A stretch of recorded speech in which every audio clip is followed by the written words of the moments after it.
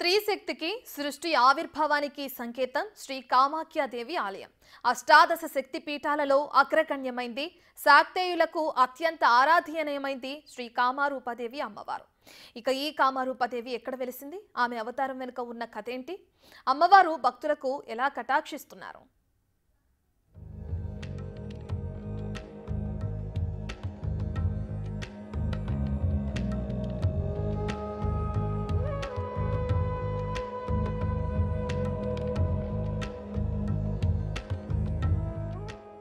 హరిక్షేత్ర కామరూపాదేవి వందనం, అభివందనం.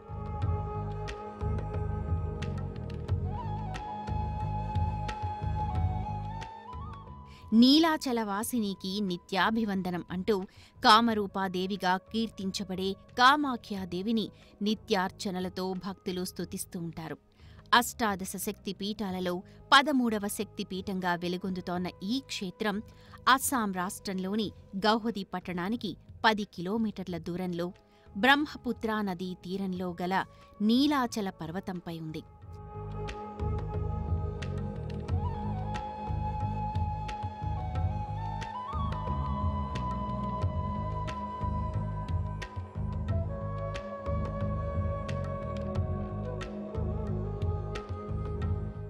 సతీదేవి యోని భాగం ఇక్కడ పడినట్టుగా స్థల పురాణం చెబుతోంది.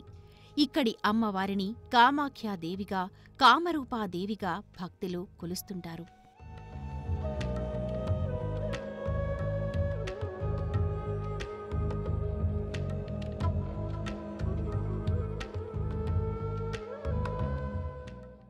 ఈ శక్తిపీఠం వెనుక పురాణపరమైన కథ ఉంది. పూర్వం మన్మధుడిని కాముడు అని కూడా పిలుస్తుండేవారు. సతీదేవి వియోగాన్ని అనుభవించిన శివుడు ఆ తరువాత తపస్సులోకి వెళ్ళిపోతాడు. ఆ సమయంలోనే తండ్రి ఆదేశం మేరకు సదాశివుడికి పార్వతీదేవి సేవలు చేస్తుంటుంది. ఈ నేపథ్యంలో శివుని యొక్క తేజస్సుతో జన్మించినవాడు తప్ప తనని మరెవరూ సంహరించకుండా తారకాసురుడు వరాన్ని పొందుతాడు. దాంతో కంగారు పడిపోయిన దేవతలు లోక కళ్యాణం కోసం శివుడికి వివాహం జరగాలని కోరుకుంటారు. ముందుగా ఆయన తపస్సు నుంచి బయటకు రావాలి. తనకి సేవలు చేస్తోన్న పార్వతిని చూడగానే ఆయన మనసు చలించాలి. అప్పుడు ఆయన వివాహం వైపు మొగ్గు చూపేలా చేయగలమని అంతా అనుకుంటారు. ఈ కార్యభారాన్ని మన్మధుడికి అప్పగిస్తారు.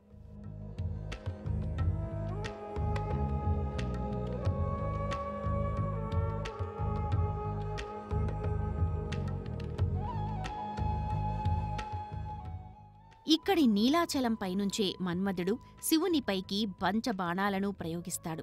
కాముడు వేసిన బాణాల ప్రభావం వల్ల పరమశివుడు మనసు చెలిస్తుంది. దాంతో ఆయన అందుకు కారణమైన మన్మధుణ్ణి తన త్రినేత్రంతో భస్మం చేస్తాడు. ఆ తర్వాత విషయం తెలుసుకుని శాంతిస్తాడు. రతీదేవి అభ్యర్థనతో కాముడికి అదృశ్య రూపంలో సంచరించే అవకాశాన్ని కల్పిస్తాడు. ఈ కారణంగానే ఈ ప్రదేశానికి కామరూపక్షేత్రమనే పేరొచ్చింది. ఇక్కడ ఆవిర్భవించిన అమ్మవారు కూడా కామరూపాదేవిగా పిలువబడుతోంది.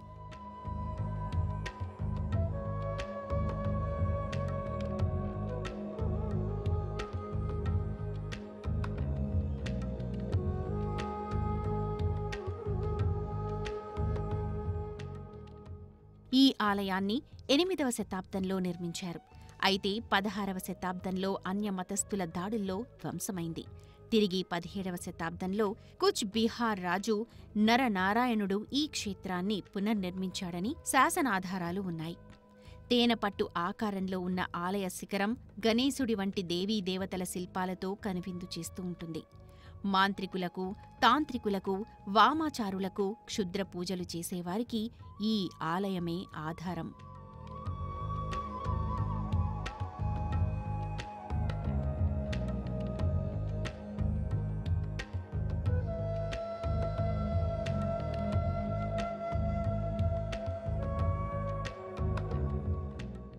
దేవాలయాన్ని 3 మంటపాలుగా నిర్మించారు.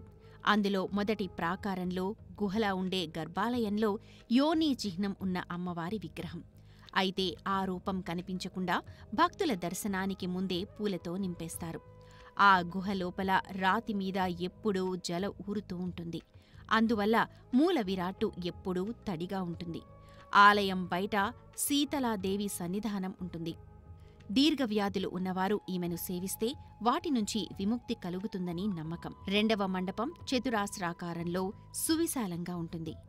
అదే అమ్మవారు కొలువై ఉన్న గుహాంతర్భాగంలోకి దారితీస్తుంది.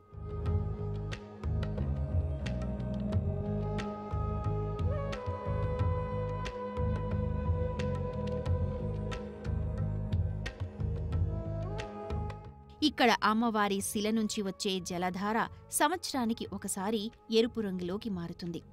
3 రోజుల పాటు ఆ నీటి రంగు అలాగే ఉంటుంది.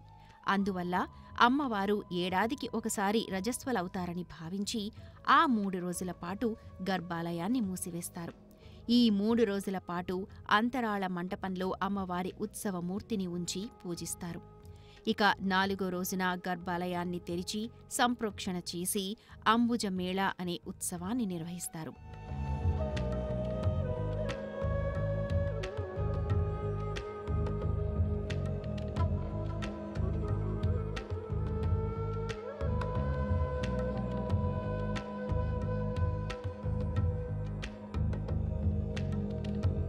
కామాఖ్య అమ్మవారు ఇక్కడి గిరిజనులకు ఆరాధ్య దేవత.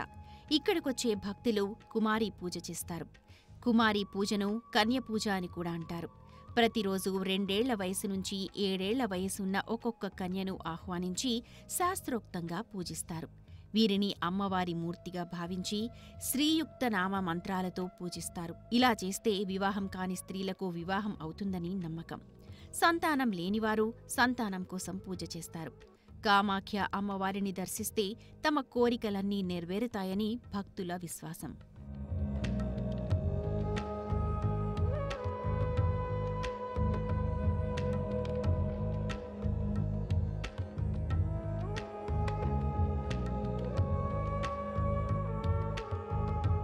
కామరూపాదేవి ఆలయం గౌహతికి 18 కిలోమీటర్ల దూరంలో ఉంది. విమానంలో వెళ్లేవారు గౌహతికి చేరుకోవలసి ఉంటుంది.